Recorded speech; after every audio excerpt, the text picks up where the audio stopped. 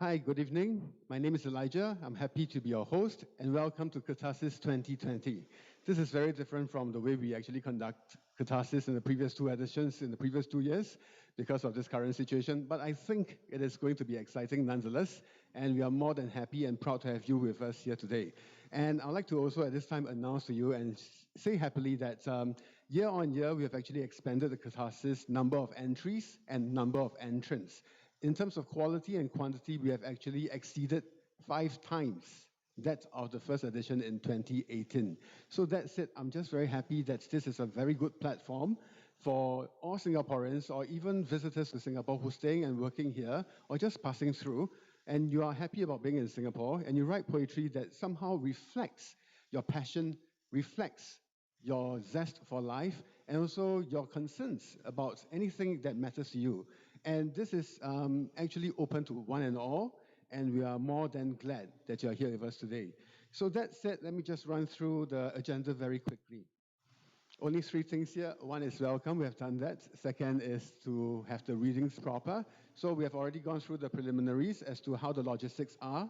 And of course, after that, some parting shots, taking pictures, and also some closing remarks as well as highlights on what to expect for future, in the future months ahead. So without further ado, I'd like to invite our first winner, Rachel Lee. And her poem is entitled, I Will Buy a Trampoline. Hi, testing.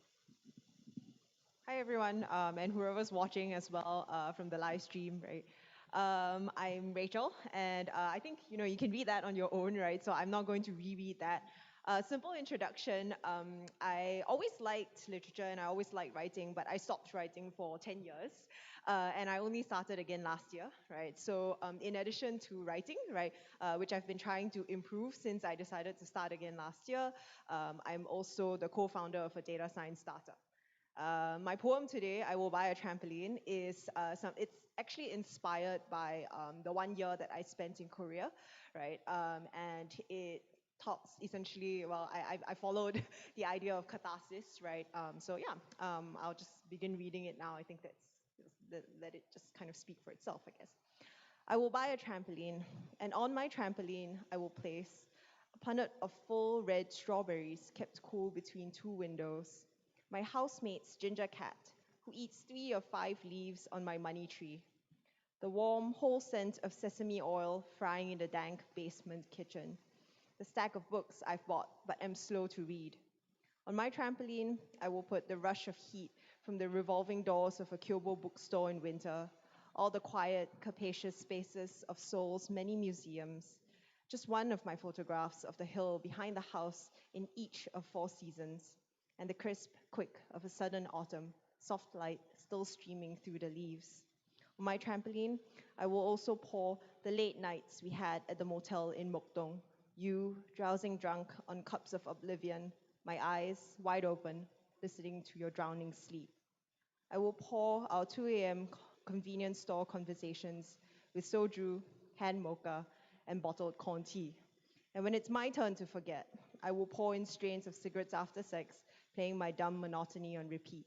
And then someday, when I'm ready, I will vault onto the trampoline and let the weight of things, both light and heavy, double bounce me so I can soar somewhere higher, somewhere out of reach. Thank you. Thank you, Rachel.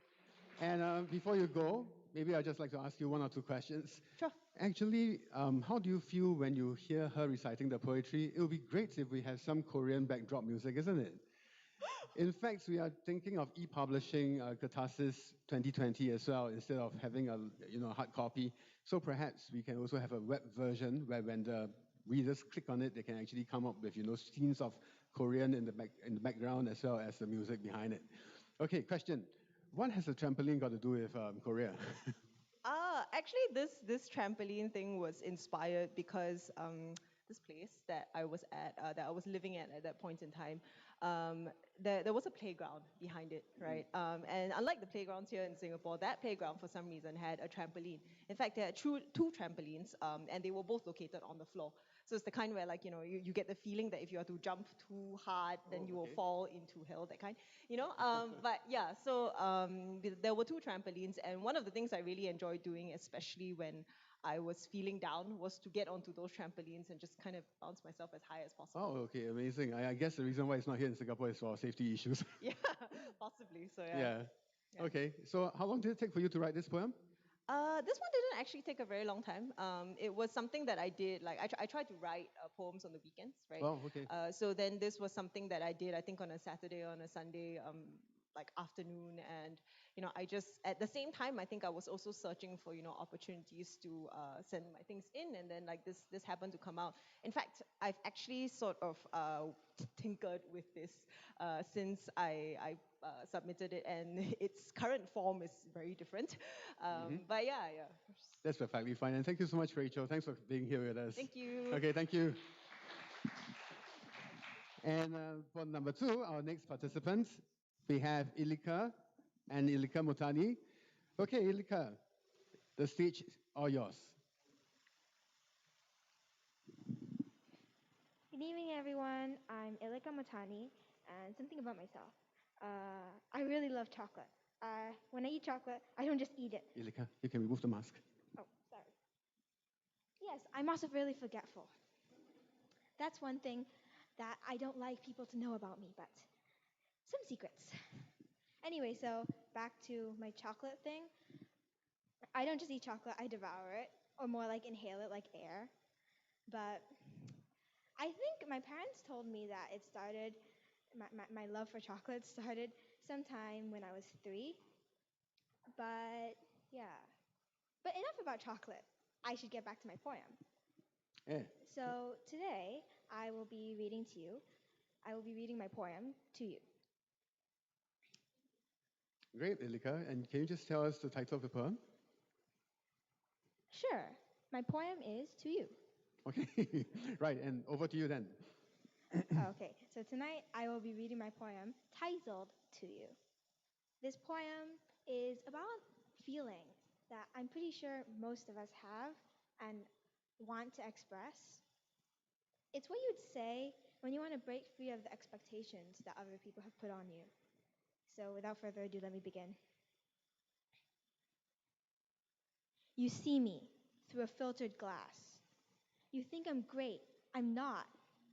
I didn't want to let you down. I lied, the coward's way out. It seemed wrong to me, but your disappointment, it would have been 100 times worse. I hid myself from you. You have seen but a glimpse of the real me. Now I'm tired of putting on a mask. The truth has its own ways of getting out anyway. So before someone uncovers it, let me rip it off like an old plaster. Let me scrape it off like day-old makeup. Let me shout it out for the whole world to hear. I don't like the picture you're painting with my brush, the words you're forming with my mouth, making me feel like a phony, a freak, like I'm wearing a costume that's all for the show. Everybody has high expectations because she said this and she did that. But I can't be who you want me to be. And after writing this, maybe my heart feels a little lighter, knowing that I can be myself. Thank you, Thank you. Ilika. Thank you so much. Wow, that was really powerful. And how do you feel after writing this poem, actually? Well, I felt like catharsis. I felt a little bit relieved. I actually wrote this on a whim after my father and I had a particularly bad conversation. Okay. Yes, I have weird ideas for poetry. Well, that's cool. Thank you so much, Ilika. Thank you. And yeah, actually, thank you. And actually, right. Yeah, I bumped into her dad and herself just now downstairs while checking in. And yeah, it shows the father's love for the child. Wonderful. And we have number 3, and that's Jessica. So, Jessica, and her poem is entitled And If.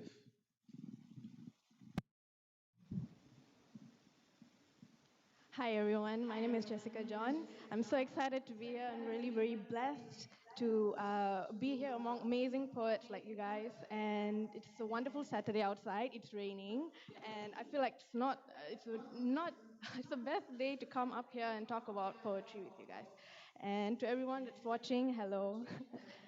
Okay, a little bit of a brief introduction of myself. I am a senior staff nurse at SGH. I'm working at the major operating theaters, and the only time I have to write poetry is whenever I'm off my shifts.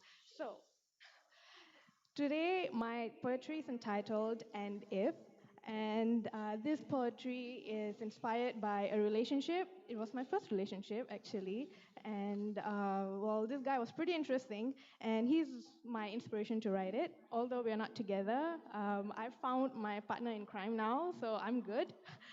Hello, Anand, if you're watching. Well, all right. So enough about the poetry introduction. Let's go into my poetry. And if he leaves before me, then it's all right. I'll live knowing he was all I needed. And if you feel that I'm not what you're looking for, forgive me, my dear. This is all I am, nothing more. And if still acceptance and love is left at your closed door, I will go, taking only what's left of us with my heart sore. Despite this deep pain and the soul you tore, I know God's merciful and I deserved much more. Wonder what the stars whisper at night. Would they be in awe of the earthly beings? Or would they laugh at all the atrocities? Oh, how beautiful are the leaves of May, withering delicately onto the rich, wet soil of life's harbor. And if scavenging this earth brings me nothing but desolation, I shall embrace that very silence. With spirit free from unneeded expectations and mind open wide as a vacant book. Waiting seems harder by the day. When time appears to get older, creating memories to remember and only stories to share. Wicked are the hands of the clock ticking without a pause. While you lay helplessly longing for the past, cry, cry now. Release the sorrow of time. Wipe it away with your tears, that is all that's left to do. I knew I loved you when you came to see me that night. Sad how we fell through, only memories now left to write. And if I refuse to forgive his scornful betrayal to my love, heavens would understand why. For it isn't easy to let go hurt. The long torture to my existence, would it heal the permanent scars of my soul? Or would it erase the pain I felt at each breath? This I'm unready for. Only time will tell. Thank you. Thank you, Jessica. Thank you for the beautiful poem. And our fourth participant, Audrey. Before I forget, later on as we stay back for the picture taking, remind me if I forget to take a copy of the Catharsis 2018 chapbook. That is complimentary copy for you all to have. Audrey, the stage is all yours. Okay, so I'm very honored to share my poem with you today because I never knew that I would win this competition because like when I participated in this, it was originally because my teacher asked like everybody in my grade to participate. So I was like, I just wrote it for, and I never really expected to win this. So thank you for this great honor. So should I start my poem Yes, now? you can. You can tell us a little bit about what your poem is. Oh, I wrote this because I thought about like feelings, like because I went originally I did not know what the meaning of catharsis was because as I said I was kind of forced to participate in this competition. Talk about Yeah, catharsis. yeah. So I went to search it up. Then I just thought about some ideas. Then I was inspired by how maybe something that we do can help us release our emotions and our feelings. Mhm. Okay, so I will Please go start ahead. now. Yeah. The blue in those eyes used to be so lively. Now they are darker, stronger, pleading for life, pleading for an escape from this endless prison. For the scars on my psyche can never be healed. They say she's gone, but will she ever be? When I can still hear her voice from the cell within. Can I free her? The afternoon light fell solemnly on those keys which her fingers used to grip, and I knew what to do. As my fingers danced on the black and white keys, I saw the encouraging gaze, the affirming smile asking me to keep going. When I finished, I felt complete. Then it struck me. She was not released. She would never be. Instead, it was me. I was free. Thank you. Thank you, Audrey. And if you really want to know, the reason why you were picked is because of this penultimate last 3 lines. It's really, really abstract and captivating. Instead, you were free. Okay, thank Well, I you. hope that you actually use the word catharsis for your English exams that's coming, right? Yeah. Okay, all the best. Thank you so much, Audrey. Now we have number 5, Hayley, and her title of the poem is Flush, something we need to do at the end of every trip to the toilet.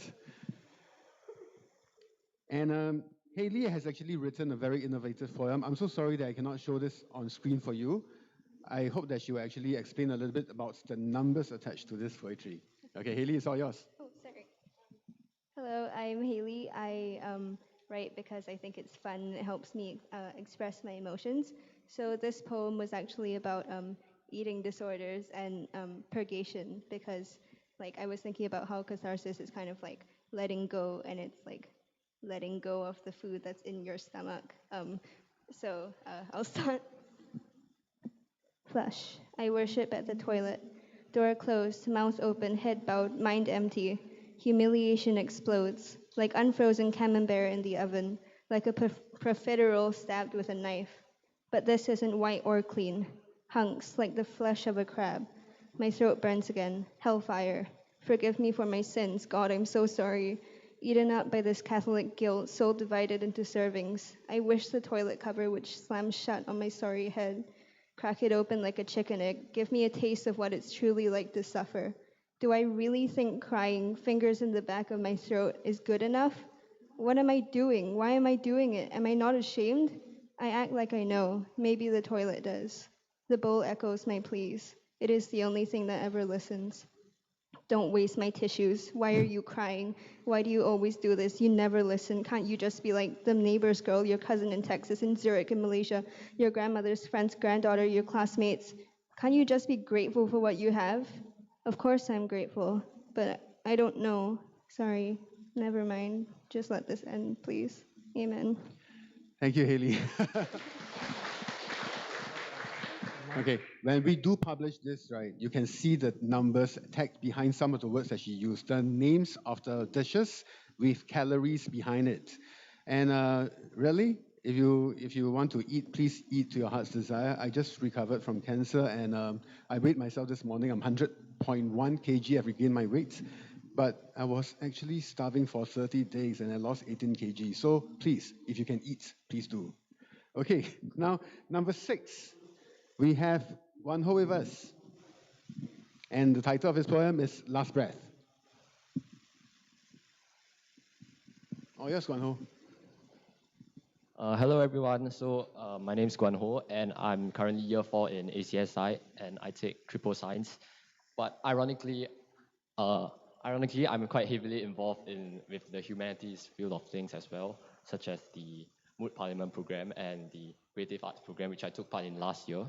And the reason I wrote this poem was actually because of my mentorship attachment with the Creative Arts program. I found out that my mentor, Theophilus Quack, if you're watching this, shout out to you. And yeah, I found out that he's quite heavily involved in helping out with the migrant workers community, and especially since COVID-19 has shed light on the situation such migrant workers face in Singapore, I felt that literature could be a good way to help to express this issue, as it unravels the layered effects of globalization, and it doesn't simplify or gloss over personal loss, and it shows us that there are no quick fixes and often no full resolution to many of the issues we face in our daily lives. And Before I begin reading my poem, I'd like to mention that empathy is often also limited by its conditional nature, such as systems and procedures, and is often blind to the deeper needs of other people.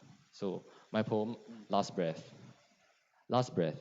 I sit on the curb, donning my yellow vest, not so fashionable plastic hat that supposedly keeps me safe, while I toil for a tenth of a luck a day in the barren sweat-stained ground of what is now blossoming into tall, vibrant walls of comfort, walls that comfort and accommodate.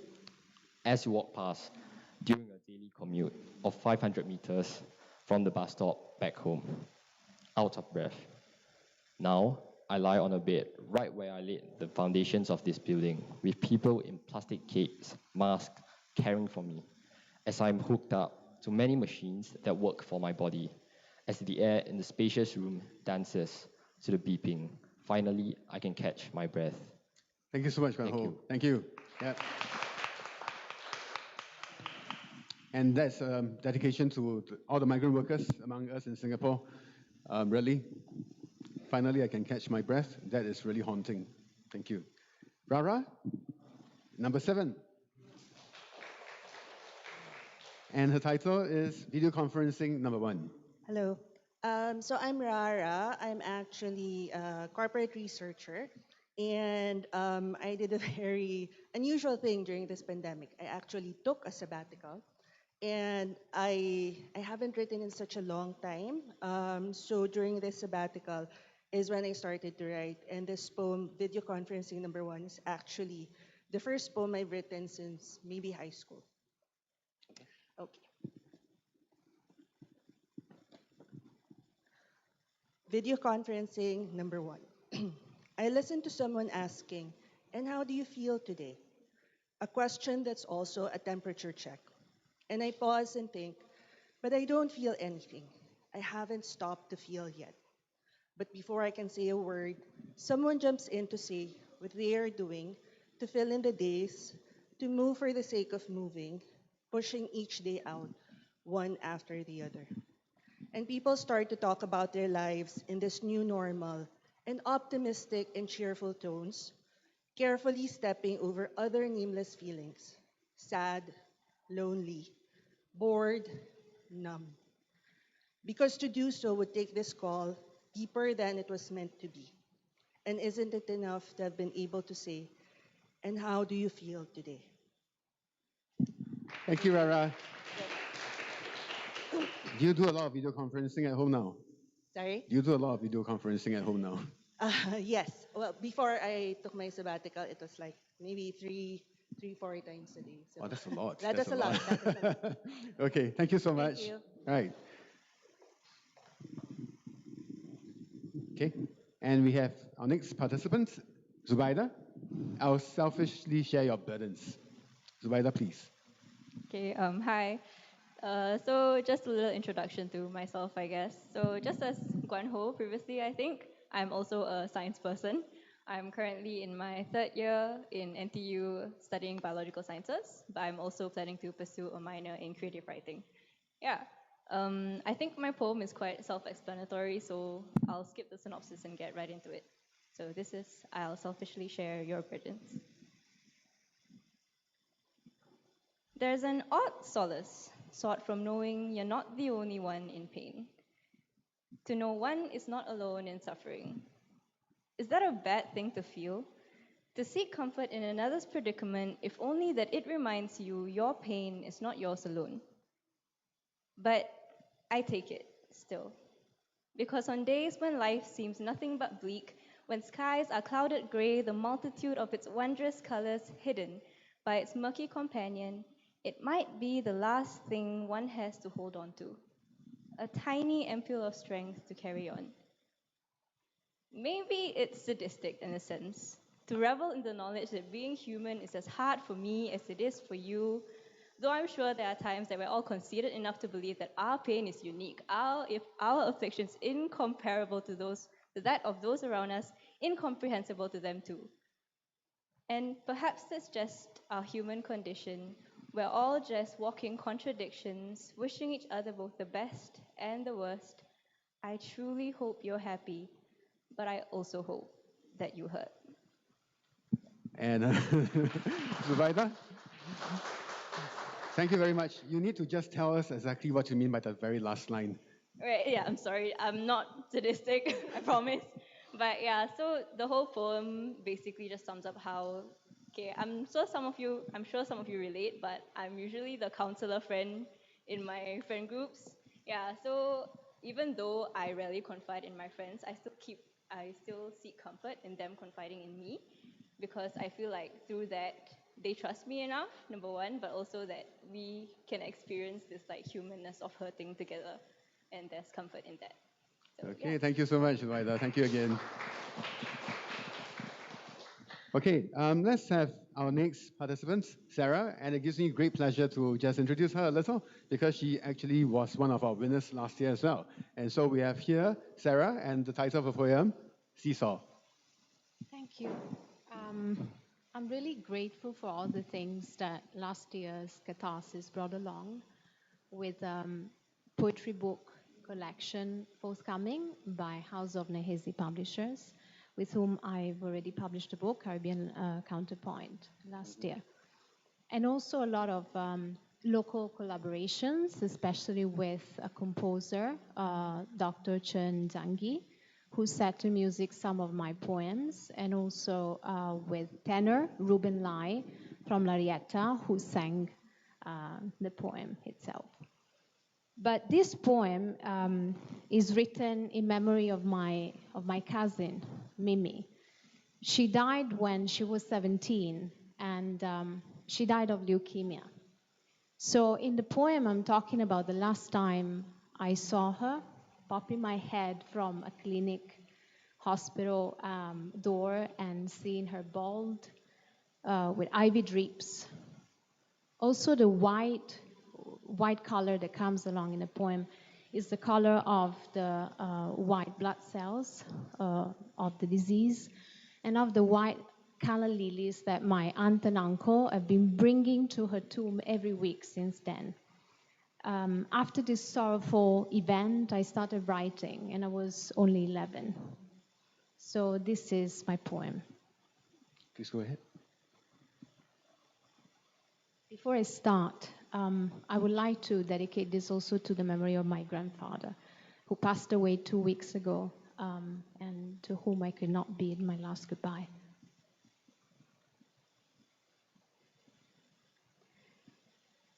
I knew not the meaning of chronic lymphocytic disease. As you were reaped away, my torn 11-year-old scars of darkness tiptoed in our lives. Lives unripe to say so long. A forever not hand weakly waving from a clinic bed, bedridden in the drubbest spring. Goodbye, sister, childhood friend, cousin, goodbye. As I withhold my hand in the hold of this puppet stuffed belly which sailed with me by sea to see you. White colors like sails afar, blown by a gale of tar. In memory of our birthdays, just 2-3 days apart, I grew up holding on to 2 lives, 2 miseries of love, of long gone lull by the skies, now stitched in scarred, cloudy drops. Lost sailor, I watch stars. You, whose light I miss, were dusk for early violence. In death and my puppet's waltz. Windward, amongst sour tears, rocking on a seesaw, our earnest playground at a lighthouse's gyre. Midair, I hug you free.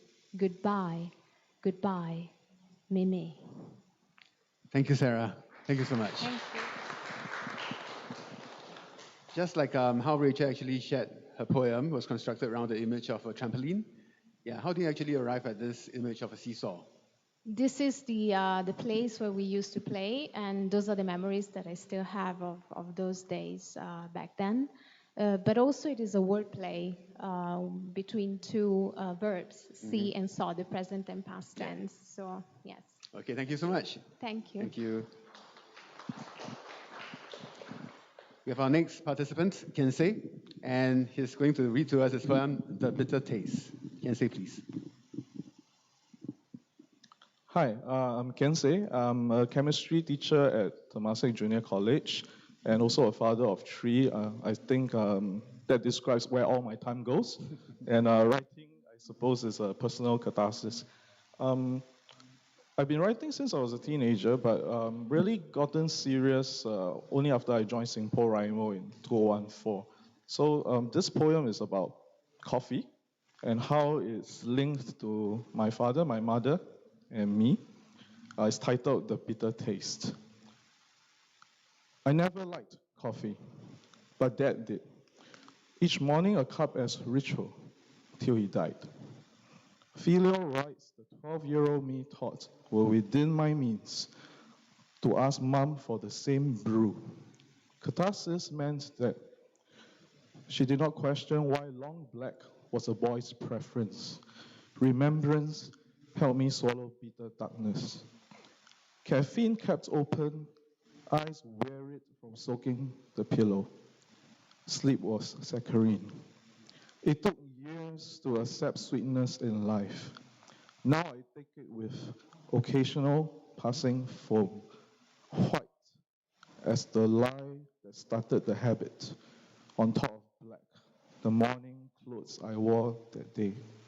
Thank you. Thank you, Kensei. Thank you. Yeah. I did not choose Kensei's poem because he's a teacher and also because he's a father of three, even though that's very similar to me. I actually chose it because it had that vivid reference to something that we do daily. And it also speaks about a child's filial piety expressed in this way. And also, I think I have a great idea if I become an entrepreneur to market my new coffee brand, Catharsis. Thank you, Kensei. Okay, let's have Jonathan with us. Jonathan, and he's going to read to us his poem, Guilt Free.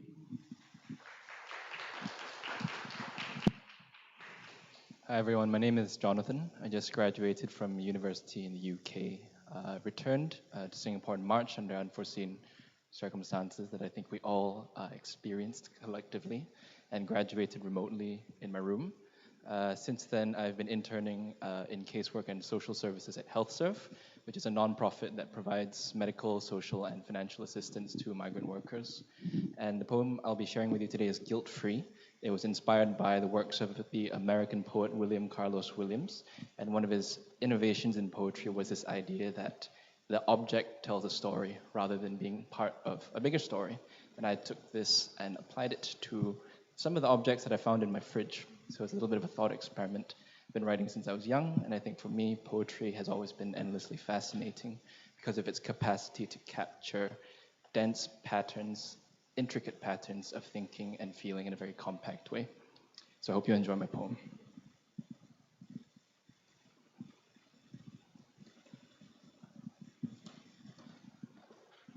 Guilt-free. This is not to say pleasure is moot. First, watermelon, crushed, trickling down the sides of the mouth. Then, the tang that cuts through grease, a dance of lemon and sour plum. The rapturous burst into loosened sighs. As now, as then, never too much. The cleanness drops down the gullet, the brisk tremor of soju, crisp like disinfectant. Blink once and remember, to taste is also to see. Thank you. Thank you, Jonathan. Perhaps you can just share with us how you concluded that poem. To taste is also to see. What do you exactly mean by that? So I think one of the things that I was thinking a lot about was our senses, sense of perception, how in language we often have a way of folding different experiences, different ways of encountering different sensations in a kind of common medium. And I think the capacity for language to try and pull together those different ways of experiencing things and different ways of feeling was what I was thinking in concluding that line. This idea that through our sense of taste, it provides us new clarity with regard to the food that we're eating, the stories that these ingredients tell as well. Yeah. So I thought that it suited the theme of catharsis as well, that moment of realization. Right. Absolutely. Thank you so much. Thank you. And I really like this pose. It looks like to the future. Okay. We have Joy with us. Joy, and she's going to read to us a very, very unique and original composition, Bohemian Rhapsody. Thank you. So I'm Joy Huang. I'm a year 4 student at Methodist Girls' School currently. So I guess I'll see Guan next year. Okay, so very good evening to everyone. I guess I'll first talk a little bit about how I came to write Bohemian Rhapsody. Of course, it's not an original title, as everyone would know, of the famous Queen song Bohemian Rhapsody. But I guess I drew inspiration from that for my poem. If you could Google Bohemian and Rhapsody after everything ends, I think it will be a bit clearer as to why I chose that specific title. So, as I wrote this poem, I had hoped to emphasize the importance of emotion, feeling, and warmth in society through the extended metaphor of music. Over the years, I feel that our journey towards achieving economic, political, or academic success, I've realized that we've become more and more apathetic to the social situation around us. Music is something that transcends the boundaries of language and bridges the gap between men.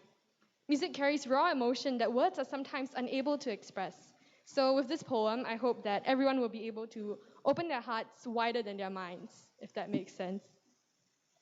Okay, Bohemian Rhapsody. There is perfect resonance in this world, a resounding echo, loud and clear, bone deep, a melody sleeps in all. And in reply, earthen hearth will cry a harmony. Oh, how I want to believe that there is perfect resonance in the world, that our heartstrings can play more than a symphony. Music is more than 5-line sheets of paper practiced perfectly, more than notes festooned in the mind, more than the lackluster lyrics of liberty. No, music is the song of our souls. Surely there's more to the world than boundless spin, trapped in the preordained circle of life. Our bows march to the muted metronome. Blinded by the ruby-ridden drapes and crystal lights, when did we lose volition? Flesh turned prosthetic, sound turned to static. When did we last stop and listen? My dear, there's more to music than a sound, and there's more to sound than a frequency. My dear, there is spirit and there is heart. I know why the caged bird sings. You see, it sings for you and me. It sings for us, for there is trust, for there's more to music than a melody. So one day, when you're older, believe with every beat of your pulsing, pounding heart that there is perfect resonance in the world, if you'd only set it free. Bohemian Rhapsody, arranged by basal ganglia for heart. Thank you so much. Thank you. Right, we'll have Hannah with us, and Hannah is number 13, and her title is Catharsis. Okay, so indeed, as Hannah is coming up here, just now, the poem that we just heard by Joy is really unique, because really music is not just about perfection, it's not just about constant practice of lines upon lines of notes and bars. Hannah? And Hannah, what do you like to do actually on a daily basis? I read and I listen to music, a lot of it, and I draw and I write. Okay. It helps a lot. So just now, the Bohemian Rhapsody did, like, inspire something in you to maybe write a companion poem to it? Perhaps you can try. Yeah. I actually wrote this poem. It was in itself a form of catharsis because I've actually experienced catharsis before. Like, I think most of us have also. But this poem it was just a piece for this competition to begin with. So I just wrote it, but it only became truly cathartic when, after I had a particularly bad fight with my mother, and since this poem is in the shape of a dove, so I decided to write it as a shape poem. So what was cathartic wasn't actually writing this poem. It was punching the space button on my keyboard. So I was like, I hate you. And I was just punching the space button to make that shape of a dove. And I did feel free after writing this poem. So it became more than what it started out as, and I'm quite proud of it. It's all yours. Please go ahead. Catharsis is release on a page. Sighs and sweat and tears in the form of smudged words and ink streaks. The words I form wash over me like waves on a beach lapping at the shore. They bring me with them, and I know that I am not alone. The words have wings.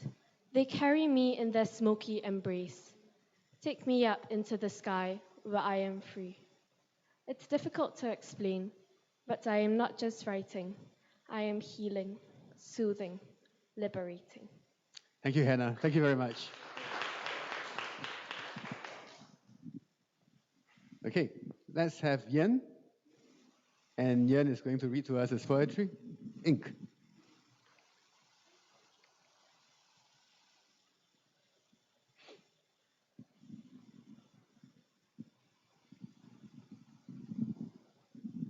You okay? Okay. So hi everyone. You can read the bio for yourself. So this poem I'm going to read is about false starts and near release. Oh, back. Okay. So too tall. Okay. Yeah. So it's about false starts and near release. It's written from the perspective of a daughter's longing for connection with her family. Okay. Ink. We spend Saturday evenings in seances around steamboat dinners, tarot definitions of soy sauce ink blots on tissue paper.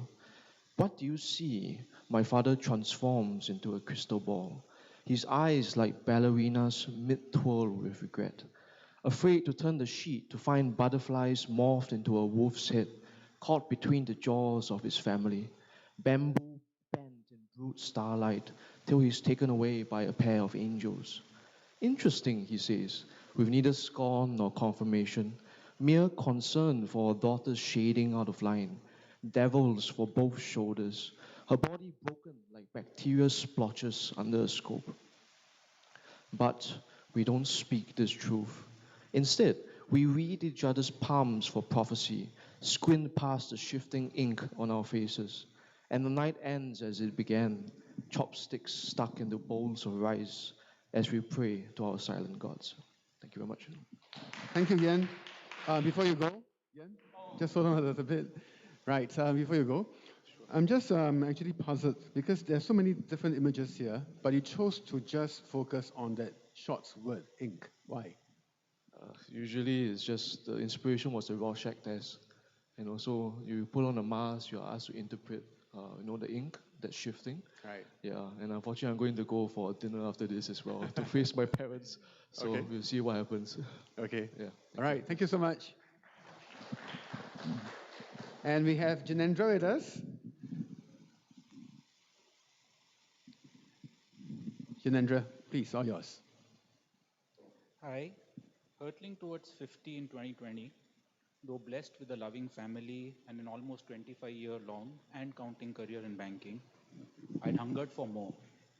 To see the world less self-consciously, as a child would, to find understanding and equanimity in literature and writing, and started a part-time MA in creative writing in LaSalle this year. This poem is about placid aquamarine crater lakes, which are found where volcanoes once raged, equanimity which is found where the heart once raged. The poem explores cathartic rage within haiku's 575 syllable structure, but deviates from the traditional form in other ways. It's titled What Lies Within. A trapped blood ocean rises, the heart cannot hold the fury within. Infernos erupt, burning the sky, the land, and all that lurked within. Raging red rivers cool into stone, betraying the darkness within. Now I am water, born of the sky, reflecting the stillness within. Thank you. Thank you so much, Jinendra. Thank you. And the beauty of the poem really lies in the fact that he actually crafted it in the shape of haiku. It's not so much the shape, but the essence of it. But other than that, everything else actually is different. And let's have our next participant, and she's Xin Mei.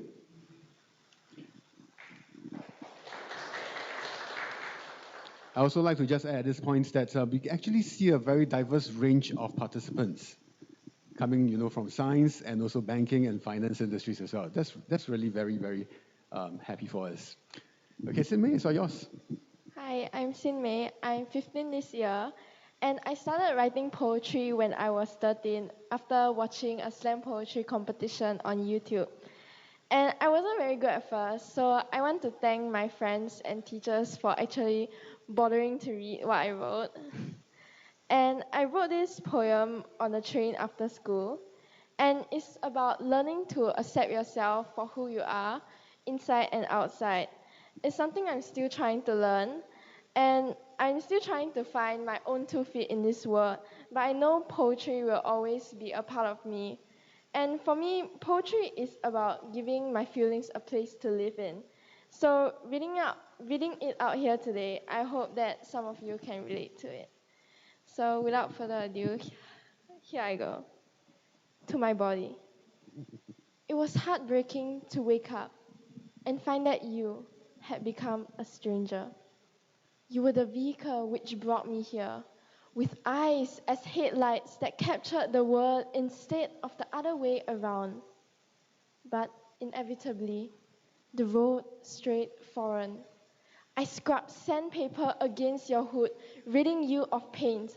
I thought that you would look much prettier in gold.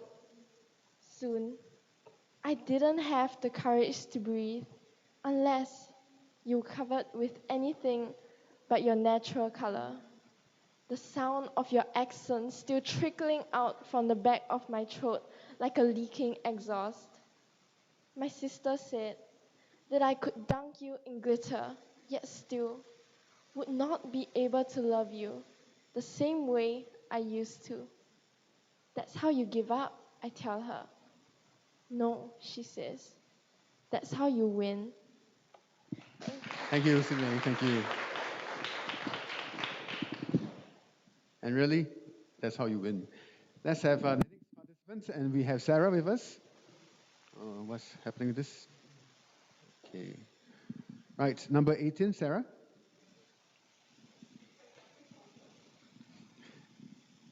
Okay, and also Sarah is also one of our winners from last year, so we are very, very happy to have her with us. Hi. Okay, so sorry about this slides here, it's not working. Wait, okay. am I in the correct? Yeah, okay. Wait, give me a second. Sarah, it's all yours. So my poem is called The End of the World.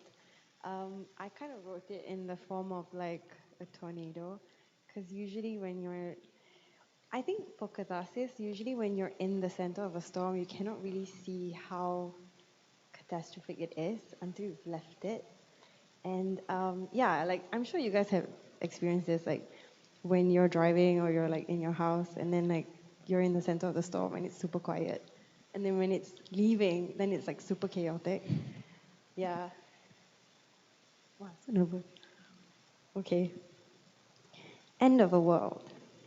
In violent rotation, thunder and wind meet to split at the other, to make way for water, chasing a thought in the form of a tornado.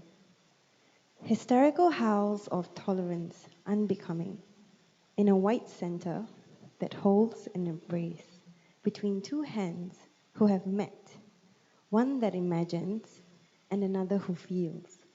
But an eye stands in the middle, watching silence as it builds. Horn of the sky, a unicorn for magic, to undo the unspoken, or it's likened to tragic. I snatch it. Can you hear me? Echoes into. Can you clear me? Spread across broken footpaths of places visited. Now a road stands reversed to trace the way back home, with scribbles on a notebook, leading me in circles, in search of the remedy for baseless fears. Something is missing, while I am missing some things. I am back where I began, chasing storms again and again. Between silence and conversations, I smile, ready to counter. Relax, it'll get better. but from a slight warmth on my shoulder comes just a tiny, Thank you so much, Sarah. Thank you. Okay, just one question for you, Sarah. Hold on, just one question, one quick one. How different is this year's poetry writing for you, different from last year, and also how the experience is compared to last year? I think the same thing is because I applied for the main one, which was Legacies and Creation, and I didn't get it, obviously. But then I tried for this one. I think this one is a bit more, the previous one was more sad. This one is like a bit more like you have an epiphany and then you're like clearer. Because usually after a storm, like a lot of things become more beautiful. Like the grass is darker, the buildings look cleaner. I mean, buildings are clean now, but like, you know. You're right. Yeah. It's an epiphany of sorts, right? Yeah, and I think it just looks, I don't know, it's a different feeling. Yeah. Thank you so much. And phase 3 is coming soon. Okay, let's have our next participant and his Fathurrahman.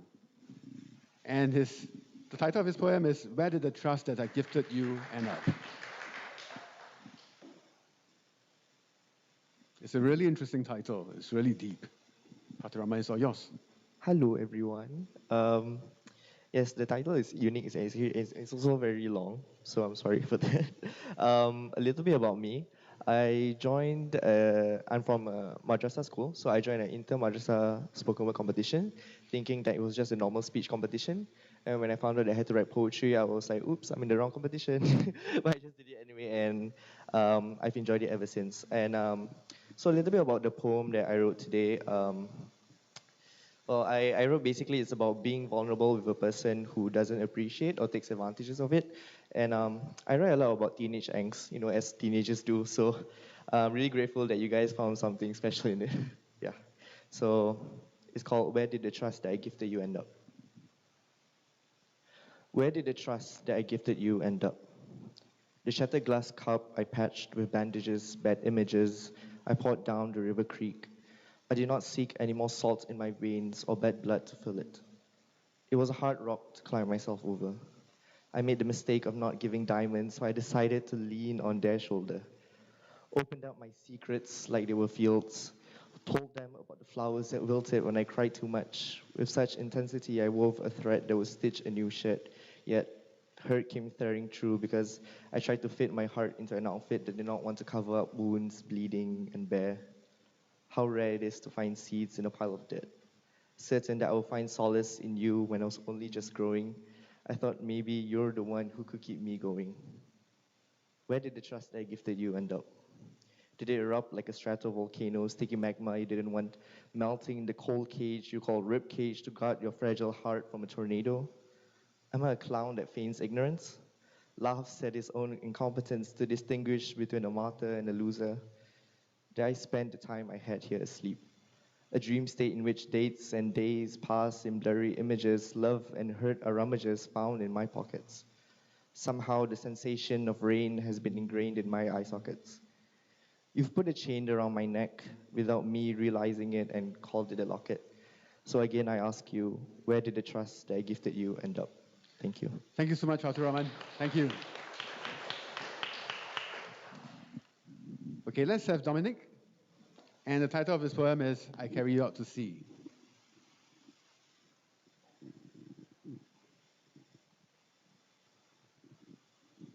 Dominic, please.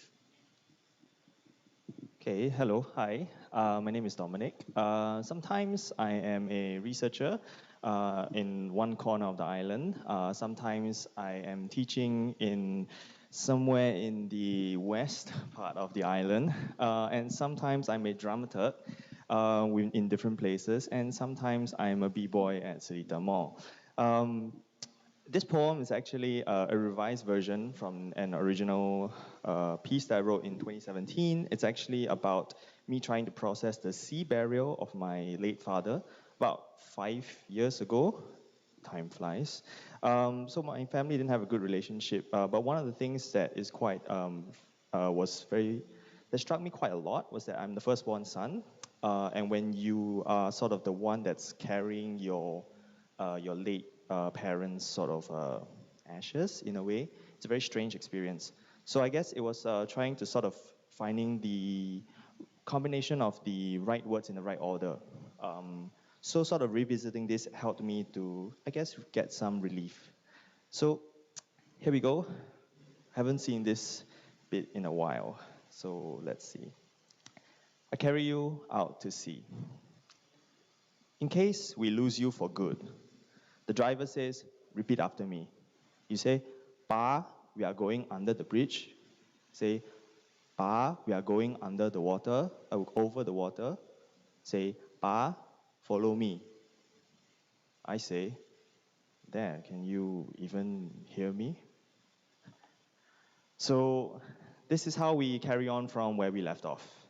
You, the last stick in your Marlboro Red 20-pack, burnt blue behind the double swinging doors, cooled overnight in this Tupperware ashtray, tapped here by this here Atyong into a white cloth and wicker basket. This bundle of you is stillborn, to be wasted, no heavier than a cradled head, static, and hard of hearing. Could I have carried your last gaps for air by the black chair? I last touched your chest as you slept, while we left the home no longer protected by your ego security system. Before your last coffee and meagering packets, did you leave any pinhole cameras in the white walls where we could remote view your heart burning through its final filter on your last night of 50? Or have you carried the feed where none of us can see? From the dining table to the rented bumboat, the black gulls are stuck singing on open water stilts. We repeat, hasta mañana, till we meet again. But would we know if these orchids have joined you? Could these petals forgive our last living years? In the living room, you conceal the wires in the walls, plastered and painted over these connections we cannot undo. Nothing left to listen to. In case we lose you for good today, I hope from your dark side, you're remote viewing this last feed as I carry you out to sea. Thank you. Thank you, Dominic. That was really touching. And was it cathartic for you? All right, excellent. Thank you so much. Okay. We'll have our next participant, Christian. Christian is going to read to us his poem, Fan Mat, a very unique title also. Okay, so perhaps, Christian, you'd like to just tell us exactly how you came up with the title, Fan Mat itself. Hi. Sorry. Yeah, Fan Mat, it's based on an experience I had at Fan Mat, which is somewhere in Choa Chu Kang. Yeah, okay, I'll just read the poem. It's called Fan Mat. Pair of blue overalls, half-strap firearm, pinky fingers, tangle messy. 2 children in 1 Boston baseball cap. Twice we call out, 可以喂吗? Hands stretched upwards, lilt backwards, arching half-creolized mouth shapes, contouring familiarity into the shape of a question mark. Speak English, Papa says. Pull up your socks. Together we press soiled grass, green, brown, in smooth hands, textured nibbles grazing nascent offerors. Mama scoops brother up, offers him like a burnt sacrifice to who will feed on his outstretched palms. The sun set soon. Quietly we come and quietly we will go. The next day, I read the word evanescent in a novel, mispronounce it, learn to roll the S and C together in quick breath. Thanks. Thank you so much, Christian. Thank you. And let's have Brandon with us. He's going to read to us Palmer Red. Brandon, you can remove the face shield. Yes, right. Like I brought this face shield thinking that it may be useful, but the organizers did such a good job implementing the safe distancing measure. I don't actually need it. Right. I'm just afraid I just wanted to wear it because if not, I wouldn't. Okay, it's all yours, Brandon. Yeah. I realized that you all can see like my whole body. They want you all to see my whole body, so I need to address the abysmal state of my footwear. I literally came here from a 8-hour reservist training exercise where I had to like drill holes in thick slabs of concrete. So the boots are caked in concrete dust. Anyways, I'm Brandon. I'm currently taking an MA in creative writing under LaSalle. going to be a certified starving artist soon. Yay! Because I'm not much good at anything else more useful in life, such as drilling holes in thick slabs of concrete. Anyways, this is Palmore Red. It is a brand of cigarette. Yeah. I've heard that life is fire and every single one of us a flame. I suppose that makes my father the ember at the end of a lit cigarette. His brightest moments are sizzling so soft it might be imaginary. Him reaching out to move forward, yet only able to crawl backwards. This is how an average life goes, right? Ashes to ashes, each speck of burned out flake, something he lost or forgotten, and let the drift along the dust, while his misery sachets as a wisp of smoke towards a daydream. I wonder, Pa, what you feel whenever you light up. Because I've never picked up the habit, though I grew up breathing and liking the taste of secondhand smoke. I'm sorry. We live together trying not to get to know each other. But I'll puff out my chest with vapid pride as the bus pulls up at the stop, while you take one last drag before stubbing out whatever remains. Thank you. Thank you so much, Brandon. Thank you. And I think you can actually sense there's this thread that runs commonly through some of our poems over here, even though it's not designed that way. It just so happens. And there's this idea of filial piety running through it all along, isn't it? And I think at the very deepest parts of our lives, it's always that connection between those before us and those after us that causes us to have this kind of reflections and moments of catharsis. So I'd like to, at this time, also just get Ananya, please, to be our next speaker, our next poem reciter. And the title of the poem is The Path Not Taken. This sounds very much like Robert Frost, doesn't it? Hello everyone, my name is Ananya, and I'll be reading a poem titled The Path Not Taken. It's been a while since I read this. Standing before the gates to eternity, a fork in the road, several actually. To my left, a bright future, blindingly bright, dazzlingly white. But the edges are fuzzy, the details blurred and hazy. To my right, a gray monotone, black outlines, a clear prison. Madness in the mundane, darkness in the gray. A drop in the ocean, present but no name. The path is straight, though not without peril. Success and dissatisfaction, the two yoke devils. The brightness of one overwhelms the other, casting a shadow, shrouding my mind, pushing me farther into the dark caves of uncertainty. Is this a desire, or simply an escape from distasteful reality? Perhaps in meaningless pursuits, does a wandering heart find grand abode. But when the night ends, which dream do I wake up from, and which dream do I wake up to? If I run towards the answer, but I can't run towards the answer, for I fear the journey. Every decision has its consequences, and I can't face the consequences of a decision yet unmade.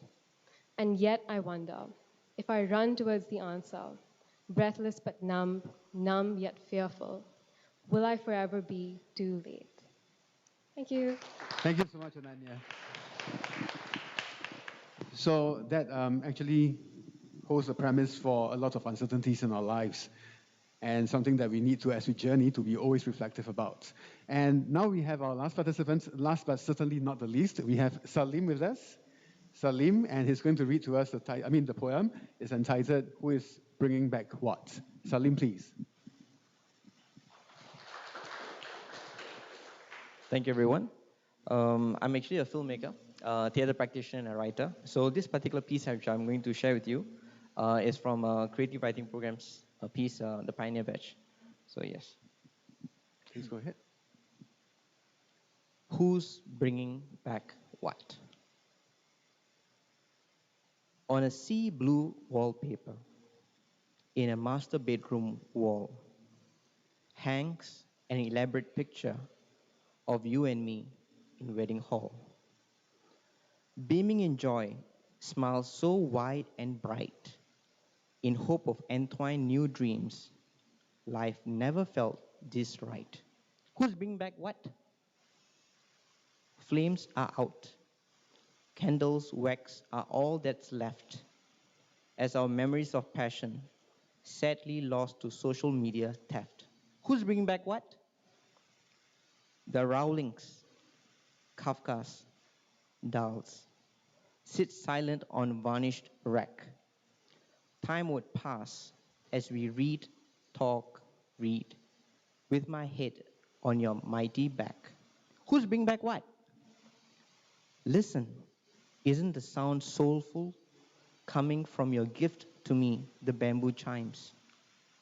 So gentle, they dance upon the kiss of the wind, not knowing our song no more rhymes. Who's bringing back what? What's this? Oh, rolled chits with names. For our child, anew we wrote. These names don't matter, don't matter. After abortion and marriage we broke. Excuse me? Who's bringing back what? Who's bringing back what?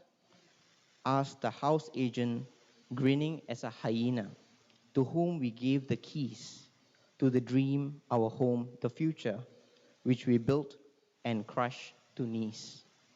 Who's bringing back what? You tell me. Thank you. Thank you, Salim. Thank you so much. Okay, at this time, I would just like to invite a very important person among us, and this really happens just by happen chance. And this particular person is important because he can provide us a very, very clear and, totally not influenced in any way whatsoever. He can provide us a very clear voice and view as to what Catharsis is like and how we have actually had this event for the past 1 over hour. So I'd like to just invite Rish.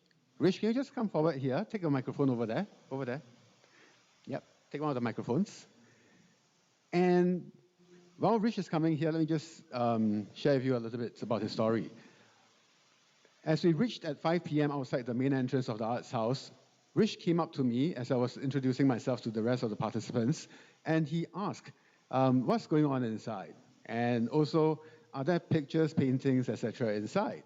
And so I was a little bit piqued, and I asked him, oh, exactly, why are you here? Where's your parents? And so on, standard questions. And he actually, Rish, maybe you just step forward a bit. And Rish actually just offered to say that he's traveling here on his own. He has been here to take a look at the place, etc. He's supposed to be back home by a certain time. I'll not tell you what time, just in case there are people waiting outside.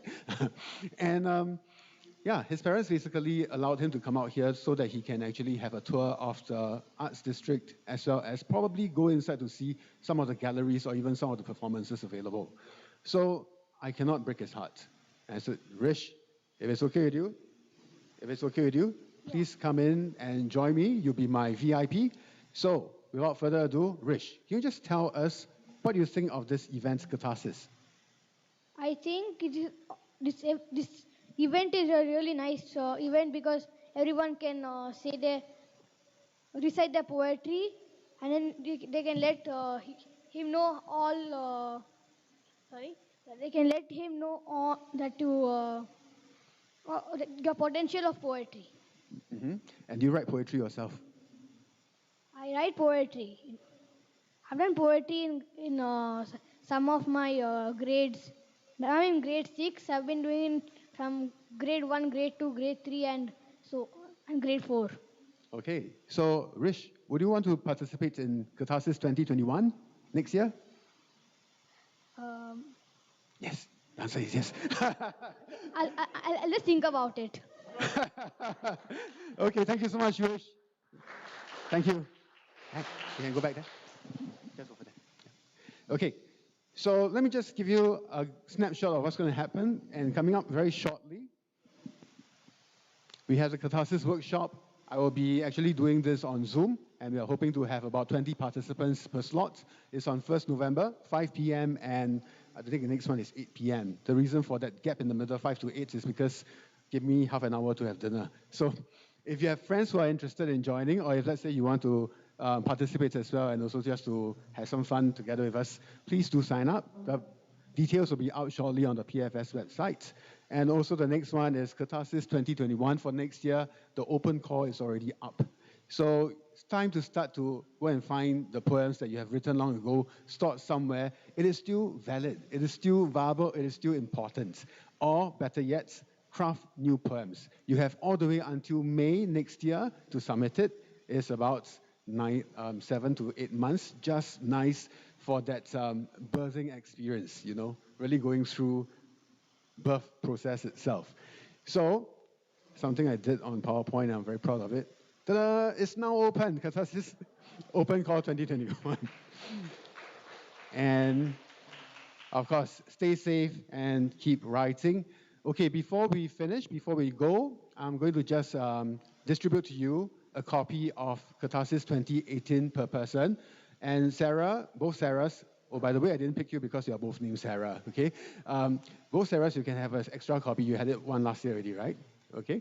2019, Catharsis 2019 is in the works. It's a bit slow because of COVID as well as my own recovery process, but it's going to happen. And Catharsis 2020 as well, as I said, is most likely going to be e-published, and all of you will get a complimentary copy. And if possible, we're going to put something on the web so that we can incorporate some of the pictures, slides, and also some of the music that accompanies some of your most evocative or evocative poetry. All right. So at this time, I'd just like probably, Narisha, can you just help us take a picture? Yep. Thank you.